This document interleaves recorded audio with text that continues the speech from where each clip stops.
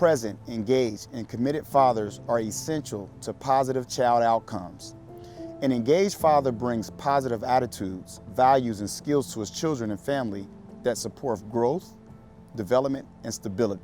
There are unique contributions that only a father can make that nurture their children differently from their moms. Father teaches boys to be men and how to communicate and express their feelings. Fathers teach daughters how to relate to men and feel deserving of respect and love. Fathers have a unique style of playing with their children, which teaches self-control and manage their behaviors. Fathers stimulate risk-taking and independence. They promote respect and rules for discipline. The undeniable truth from what so many of us know in our hearts to be true is that children and families greatly benefit from having the presence and participation of a nurturing father. Furthermore, we as fathers know the incomparable joy, growth, and sense of well-being that is available to us through our children and family relationships. When I think about parenting my own children, I often find myself returning to my boyhood and opening up that toolbox that my father provided to me. This toolbox is filled with guidance and support. Most importantly, it's filled with love of a father to his son. I parent my children with the same principles installed in me by my father. He's the greatest man I know.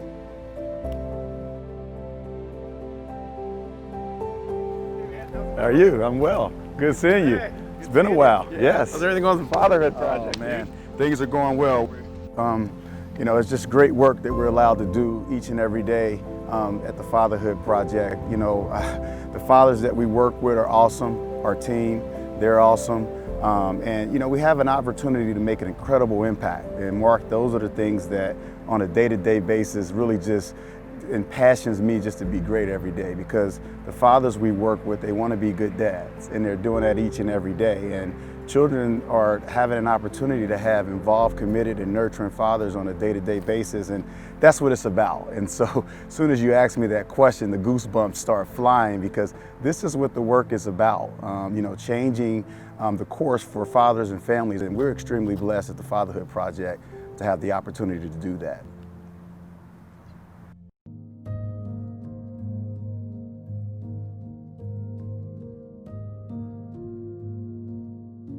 We did this competition where you had to dance, and whoever did the best dancing wins.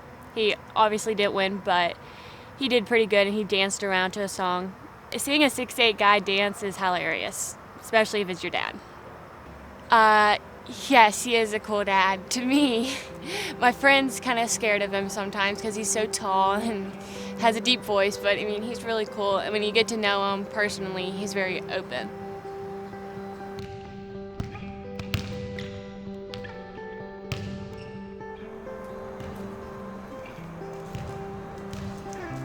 It's an honor to get a chance to be a part of the Talbert House. You know, you invited me to when I first got in town last year, and I was blown away by not only the participation and amount of people that invested their time and resources into it, but the overall concept. And it truly is an honor, and I'm humbled to be here today to get a chance to talk about what I've done to get to this point and the people that have influenced me, especially the father figures in my life. You gotta have truth tellers in your life. For sure. My wife's a truth teller, Jason's a truth teller, my dad was a truth teller, my brother's a truth teller. They tell me, hey, you're not balanced right now. So the ability, so what I've done is I've really taken our team and made them a part of our family. So our guys are over at our house all the time. You know, they know my daughters, they know my wife, they know me. So when there's an issue at home I have to take care of, typically Lisa's got it pretty much figured out, but I'll come in and then I'll go back and I'll tell the team the issue we had. And I'll say, hey, this is where we're at. And that transparency is huge in building trust, because they feel like, you know what, I see someone for my marriage. I see someone to be a better father. You know, people are teaching me and helping me become that. You know, let me put you in the right position to help you and do some things. And we got some unbelievable dads on our staff, and some men that really just pour into our players. And you know, I'm really proud of that. And I wish the Cincinnati community and our Cincinnati Bearcat faithful could see that on a daily basis, because that's probably what I'm most proud of. I want to talk about being a father figure to a lot of these players. You know, what's that like, and what's your style as far as being, there's one thing of X and O's on the court, but then there's off the court and issues you have to deal with? What's your style with them? Well, it's very much based and rooted in what I learned coming up as a young man with great parents. If you asked our players to give them one word about me, I would hope it would be consistent. Because I feel like I'm one of the more consistent people in their life, and I always want to, because that's what my dad taught me. Him and my mom as well just modeled what consistency was. Right. If he said he was picking you up, he picked you up. Absolutely. If he said he was going to be at a game, he was at a game. His consistency of effort into being a dad, and just the work that took place, that you providing for our family, each and every day, the best that he could, and it's equally rooted in being a parent for the last 14 years. And it's unbelievable, Alex, how that when I'm recruiting a young man, I'm getting to know their families, how that ties into me becoming a better parent. And how being a parent helps me try to be a better coach. So it's both ways. It's not just one way, because you meet so many families from so many different dynamics across the country. Parents from different places in the world, and different racial backgrounds, and just so many different dynamics that you get to go in the houses of.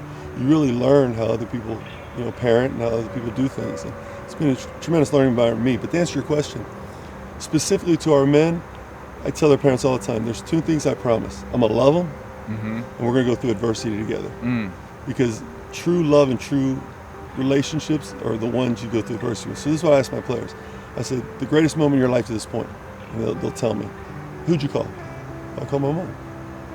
The worst moment in your life to date, they tell me, well, who'd you call? I call my mom or dad. So my dad, I call on my best moment, and call my dad on the worst moment. I said, it's interesting, isn't it? And he's like, yeah, it's kind of like an aha moment for them. Like, yeah, they're my foundation. For sure. And there's what I learned from. So probably the other piece is patience, grace. I've learned that over time because my dad has had grace with me, as well as, I'm a religious guy, as well as, my father up in heaven. So I've learned those things in the relationships that I've had, and certainly want to pay those forward to our players and be able to be in their lives. And we tell our parents all the time as recruits, we want to be in your life for 50 years, right? We want to be an extension of the parents, and then we lay out how we're going to do that. And we have a parallel in that my involvement with Talbert House, and I'm on the committee for the Fatherhood Project, and I was asked to come aboard because my father, Bob Meacham, he was chairman of the board. He was part of starting the Fatherhood Luncheon, and being a part of generating the funds to run the Fatherhood Project. And when he was involved with this, I knew that it was important for me to get involved with Talbert House.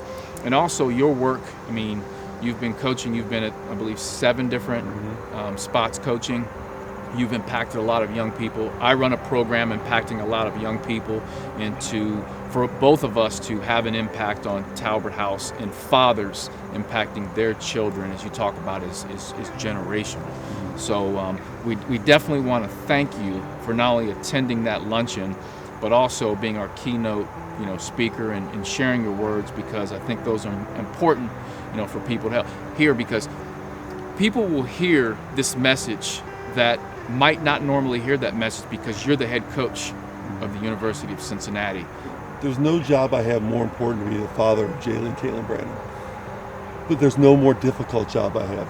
And I want parents to understand it. It is the most difficult job we have. I'm the head coach of the University of Cincinnati. I'm blessed to be that. I'm humbled every single day to be it. But make no bones about it, my hardest job is to get those young ladies to the next day, or to the next, the next opportunity. And when you pour love and consistency into someone, as a dad, you won't always receive it back initially. And so my message to all the dads out there, pour it in, pour it in, pour it in, and watch it over time. He was always there for me no matter what happens. He's a great mentor, and he teaches me what to do in the right time, in the right place, and he was always just a big supporter. Thank you, Dad, for always being there when I need you. In the hard times, you're always there, and you always will be. And thank you for being the best dad, and I love you for all of that. You're amazing. And I think the real mark of it, and I haven't experienced this yet, is when I get to see my daughters parent their children one day. And I think going back to my dad before he passed, he loved to talk about basketball, but he always complimented me and my brother on what kind of fathers we were. It was never about, hey, you're a great coach, or great time out there. It was always like, man, you're a great dad. Yeah, that's And awesome. it was easy, Dad, because you were the model. And Yeah. that's what Talbert House brings, the model For sure. and the opportunity for those that want to learn to take the next step on being better dads. There's not a more important job. And it's an honor to be here with you today, and it's an honor to be a part of your organization. Yeah, well, And I hope thank you. I'm allowed to be for years to come.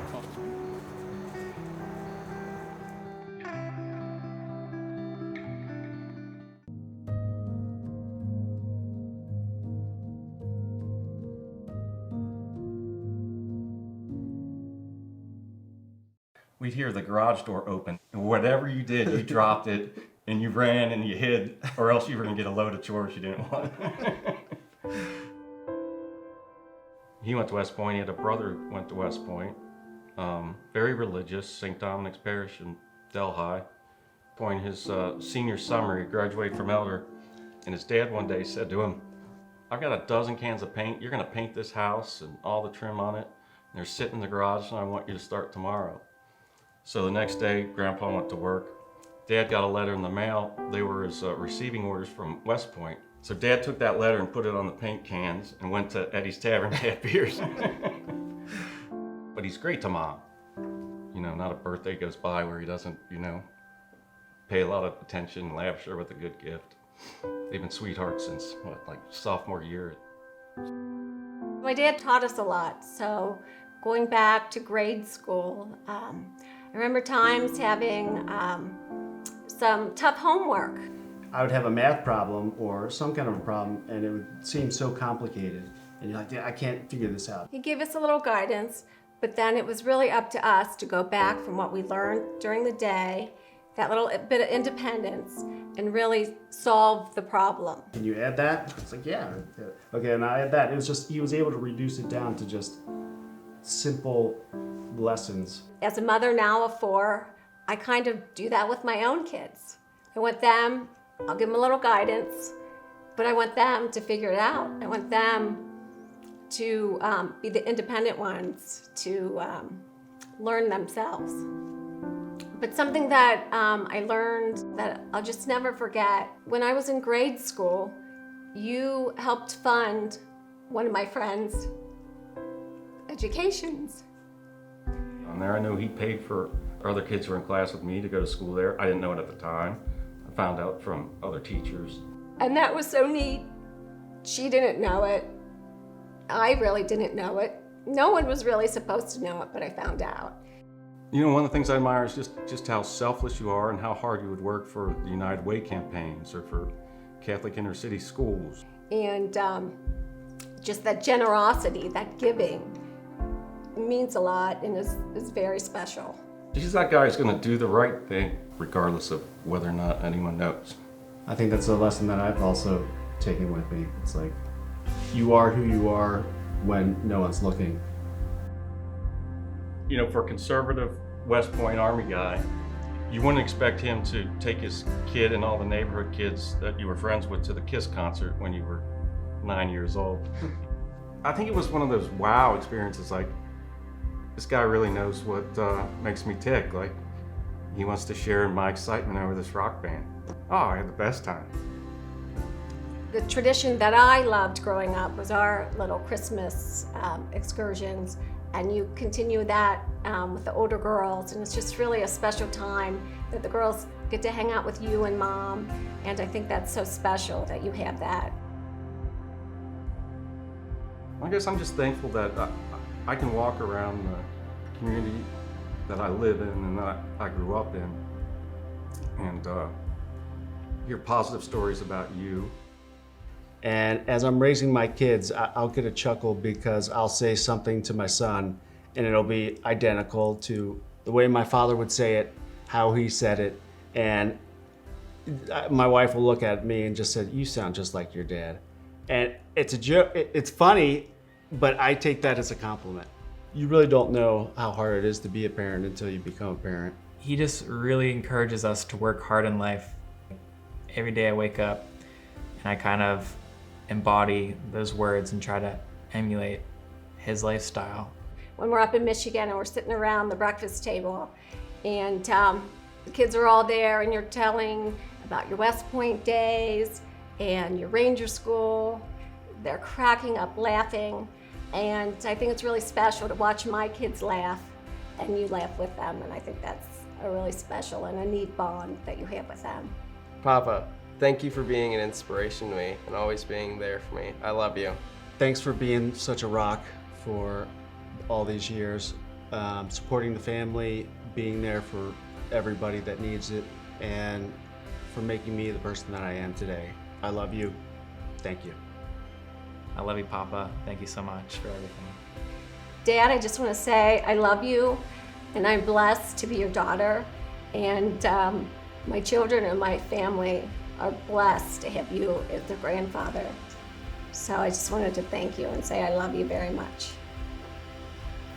You know, one of the things I need to tell you is, you have the saying now, when I bring some what could have been in the past bad news and invited a scolding, you always say, well, that's all right.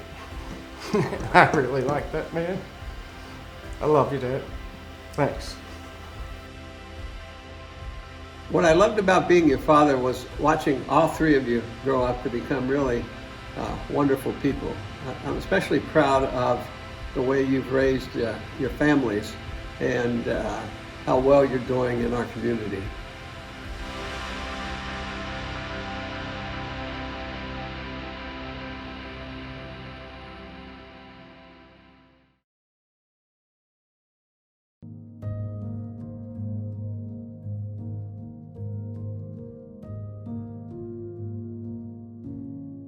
We were on a road trip and we were out west on one of the many trips that we went out there. And as a little kid, and before seatbelts were really enforced, I stood behind Dad in the conversion van and I took all my little hair ties and I put his hair, because his hair is just long enough where you can put it in a little ponytails. And I put probably 10 little ponytails, or his dad always called them spoolies, into his hair. And then just with that, a trucker had flagged Dad down because something was wrong with like the tire, I think, on the camper. And so Dad kind of was distracted with that, didn't really remember that I had just done this to his hair. And he steps out of the van and goes and talks to this trucker. And the trucker's like, okay, cool, fix that. And the trucker left. And Dad gets back in the car and we were all busting out laughing because Dad did not remember, and he was just so embarrassed that he just got out of the car and talked to this complete stranger with all of these little teeny tiny ponytails all over his head. Dad always taught us to enjoy the little things in life, and because those little things add up to become the big things. And I think it's those moments of just, sorry. But I think you're right. I mean, Dad did that. He made ordinary moments extraordinary because he did that. He could just take a regular day and turn it around. Yes, and it was like just grabbing a picnic and going to Mount Echo, or grabbing a bucket of fried chicken and going down to the Serpentine Wall and just having dinner together. And just, I mean, to others, like a trip down to Mammoth Cave might not be something, but for us it was a big deal. And like those are the memories that I have, and like it's shaped, like being able to explore and appreciate the day in and day out, and just being able to spend time with each other, and like the foundation that family does come first. And so it's those little things that we did together that like made us realize just how important and special our family is. Yeah. Sorry. I think that's why Dad imparted on all of us that we should love our jobs, because like how you spend your days is how you spend your life. And so every single day was important, and Mom totally got that and reinforced that. He loved his job, and I think it was natural for him because he was just always curious as a kid and continues to be curious today. I mean, teacher, coach, principal, because he helped nurture that in other people too. Mom and Dad really let us make mistakes throughout our lives, still making them today. And you watch how they handled those situations, how you discipline kids, how you raise them, how you develop them, mold them into what you want them to become. And so for me, I think that's probably the biggest thing I take away with my kids. I remember going out to the garage one time. Dad had asked for, I don't know, like a hammer or a pliers or something else like that. And I went out there real quick. I probably wanted to play with my friends, and I looked, didn't see it, went back inside, said, "Your pliers isn't in the garage, Dad." And he says, "It's not in the garage, you didn't find it." I said, "It's not there." "Are you sure that's the answer?" And I thought about it. I was like, "Yep, that's the answer. It's not there." He goes, of course, he goes right out. He finds the pliers and he says, "You need to be honest with yourself and you need to be honest with me. You can't lie to me. You didn't look hard enough." And so it's like, wow, is that, it's a mistake, right? But it's also like that honesty, like be honest with yourself, figure out what you're good at, be honest with other people, be honest in relationships. It all comes back to that. It really does. I was always so proud, all the time to say I was Tom Martin's daughter, like still am. I mean, I really loved being married, loved our family. I couldn't have chosen a better thing to do with all those years than be with family. Dad, thank you for teaching all of us how to have a life in balance, because you taught us to be hardworking and fair and live in the moment while also setting our sights on the future. Just always being there and encouraging me, tell me I can do things that I wouldn't have believed I could. Dan, I want to thank you so much for being there for me every single step of the way. You were there with words of wisdom, a shoulder to cry on, a hand to hold. It was all those little nuggets, I think, that you store away, and then you start realizing when you become a dad yourself how important those pieces are. Every moment that you shared, we watched, and we saw how much you worked so hard, but then we would have so much fun, and that work paid off. But I find myself today a better dad, a better worker, and a better person because of you. Thank you. Thank you for being the foundation of so much of what is good in me.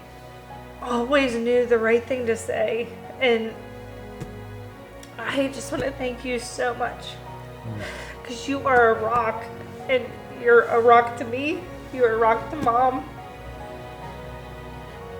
and you're a rock to our whole family.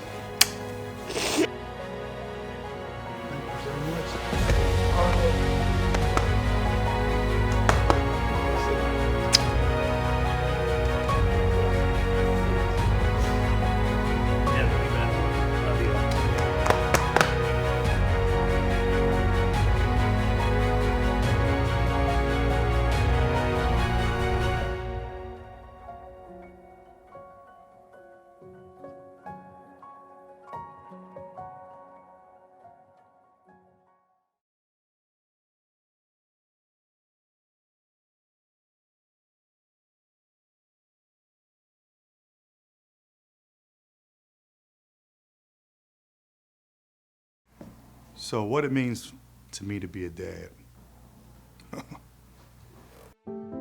I'm Dakota, and I love my daddy so much, and he play fights with me, and I like his food, and he's so cute, and I love him so much. I love my dad because he's still there for me at times that I need him, and he's fun to be around. Sometimes, like, we will just, like, be play fighting or something. Like, he think he could beat me, but he know he can't. I don't know why he still try. He know he can't beat me. my dad is not your average dad. He's probably more fun, in my opinion. He's probably more fun than your dad. He's very adventurous, you know. He does a lot of off-the-wall stuff. But when it's time to be a dad, he definitely does buckle down and does part. He's tough on, you know, manners, rules, you know, same type of grade, schoolwork. You know, all dads are pretty unique, but mine's unique in a different way, and I like the way he's different, you know. There's certain things that certain dads do that mine just do better, you know what I'm saying? When you think about it, being a junior is like the fact that you carry on someone else's name. It's like whatever they did, you know, the name has like a meaning to it, like a deeper meaning to it. It's not just your name, but it's a shared name with someone else who can also be great with you throughout your life. A lot of people in this time don't really have their father, and I think it's very important for every child to grow up with a mother figure and father figure. My dad is there for me at times when I need him. Even though I'm always in trouble, I know it's for a good cause and it's gonna help me in my future. My father keeps me safe and I can trust him with things, and he's a good person and many more. He's a giving person, a caring person. My dad had a big impact in the community. And before the bike stuff, he was already well known. You know, he pretty much got out there. Dallas' last name is pretty well known. Sometimes I'll be walking down the street or in the store and they're like, "Hey, you Demetrius' son?" Yeah, that happens a lot. But I think he had a big impact. All the neighbors know us. We're you know, pretty friendly, on friendly terms with all the neighbors, and all the kids, you know, "Hey, Mr. Dallas," when they go by. I think he had a pretty important impact on the community. I think my daddy giving away bikes to kids is a good thing, especially because they're free. And I think that's very generous and kind because he doesn't have to do it. That's a choice he makes on his own. You know, this whole community cycles thing, it's not just about making bikes, you know, it's about making the community happy. And, you know, part of being a father is to make their child happy. And with that, it was kind of him being a father, not only to us, but a father to the community in a way. And he impacted a lot of people's lives, and he still do to this very day. I think he helps out a lot of people, not even just with bikes, just with stuff in general. He's pretty helpful. And people help him back too. Well, he makes me a good daddy because he always helps me with things I need and with things that I can't get. My kids mean the world to me. Pre-fatherhood, what it meant for me to be a dad was just simply being there, just the basic stuff, going to work, feeding the kids, picking them up on the weekends, and just trying to make it to every game. And that's kind of what fatherhood was pre-fatherhood. It was just kind of cookie cutter. Post-fatherhood, what it meant for me to be a father was just one word, and that's growth. The physical, the emotional, the mental, but it's all growth. It's all growth after fatherhood, which is the best part, is taking away everything that there was to gain through the program. Meeting great friends, and also after fatherhood, I understand that not all problems are a downfall. Some problems are lessons and blessings, and some blessings don't even look like blessings, but they are. And I want to thank the Fatherhood program for everything they taught me and everything that they had to offer. I know it's not easy, but he still does it, and like I said, he does it very well. I appreciate that because it takes a good man to do that. I love him because he's caring, and I'm thankful to have a good father. And he makes sure I have nice clothes on my back, nice shoes on my feet. He cares about my education, which is gonna be good in my future. I think he's a role model. He does a lot of things for the community, for himself, for us. I think it's definitely something we can pick off of and maybe even improve on. To me, he's pretty much a hero for me because You know what I'm saying? Like, he's there. You know, he helped me out throughout life. And without him, I don't know where I would be today. They say there's no perfect father, but he's pretty perfect for me. You know what I'm saying? I love him so much that I want to squeeze him.